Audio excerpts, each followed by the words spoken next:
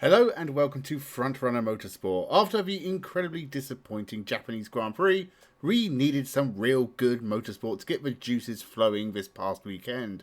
And luckily, there was plenty on offer to give us that dopamine rush we racing fans can only get from the sound of engines and dented metal. We already looked at the Formula 1 in this video, so watch that after this video if you haven't already.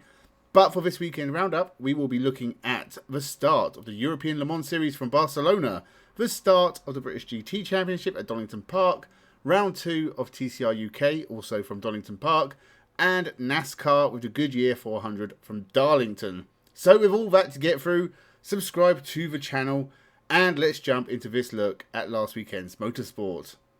European Le Mans got underway with the 4 hours of Barcelona. Euro Formula regular Francesco Simonazzi led the field away in his DeCoin team Orica as we got a very clean start to the season. First driver off was Paul Lafarge in the IDEC sports car, just a little off to christen the 2025 season. The JMW Ferrari spinning and ending up in the gravel an hour and a half into the race for the first real stoppage. Jean-Baptiste Simonet survived a very quick spin after contact with another car, but it did drop the Inter-Europol from third place. Leonard Weiss went further off into the gravel in the first appearance of the new DeCoin D09 in the European Le Mans Series, and that gave us our first proper safety car of 2025. CLX had taken a big lead and the safety car cancelled that out, but they still led a very tight field with an hour to go. Several cars broke down in the last hour and we had quite a lot of running under yellow flags. We only had a 3-minute sprint at the end with the AF course car on fresher tyres, getting from third to first in the final laps. That meant Jamie Chadwick didn't win on her European Le Mans Series debut, but the IDEC car was a credible second and first in class because the AF course car was a Pro-Am. The CLX Motorsport Ligier won in LMP3 and Iron Dames won in the GT class. A good start to the year, very good racing, but too many yellows, especially in the final hour. British GT was also getting underway for 2025 at Donington Park. Would Barwell Lamborghini dominate the series again? We'll need more than the first race to know for sure, but it seems unlikely. No collards in 2025 after winning the championship in 2024, although Rob is set to appear later in the year. Taking over the number 1 Barwell Lamborghini is Matt Topham and Hugo Cook. Matt Topham did not get off to the best start to the season after a spin whilst trying to lap a backmarker. The first bit of contact for 2025 was when Giacomo Petrobelli tagged a Lotus he was trying to lap, and that brought out the safety car. The Team Parker Porsche got launched into the air over the tyres, something that has happened at Donington Park before, and yet the tyres remain in the middle of the corner.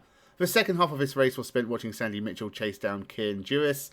He got close, but not quite close enough to launch a move on him. Great start to the year for 2C's Mercedes with a double podium, but this was a close run thing.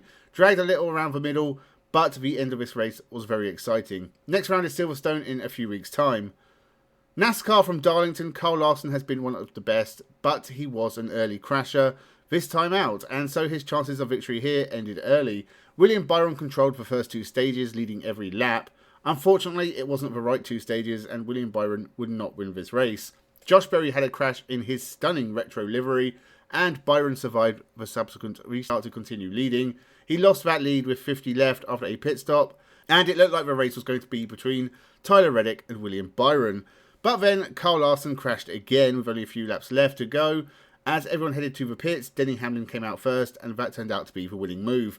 A win in the pit lane is always a bit of an anticlimax.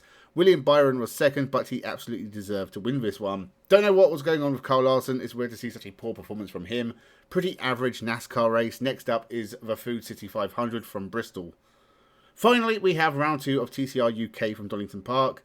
Adam Shepherd, Callum Newsham and Brad Hutchison are the class of this field, but they all had to get stuck in at the start of race 1. Callum Newsham made contact with Steve Laidlaw and sent him well off the track, and then later in the lap, he hit Sam Laidlaw as well, just to complete the set. Bradley Burns won the race in his Audi, but was penalised, and so Brad Hutchison took the win from Adam Shepherd and Callum Newsham. Newsham had an interesting race 1, but a mechanical issue kept him out of race 2. Sam Laidlaw led from Brad Burns, but nearly lost it at the chicane and gifted the win to the Audi driver. Burns wasn't eligible to score points, and with Hutchison and Newsham having difficult starts to the season, Adam Shepherd leads the championship ahead of the father and son Laidlaw duo. So that was all the racing from the past weekend. It was a bit of a shallow weekend, and most of the racing was just okay. My race of the weekend was the British GT, mostly because it had an exciting end, which many of the races did not. Next weekend we have another Formula 1 race, this time from Bahrain, and alongside that we also have Formula 2 and 3. Outside of Bahrain we also have Formula E from Miami, IndyCar and IMSA from Long Beach, NASCAR from Bristol, Supercars from Taupo, and Super GT from Okayama. That is a lot of motorsport and some very long races as well, so make sure you subscribe to hear all about them and more.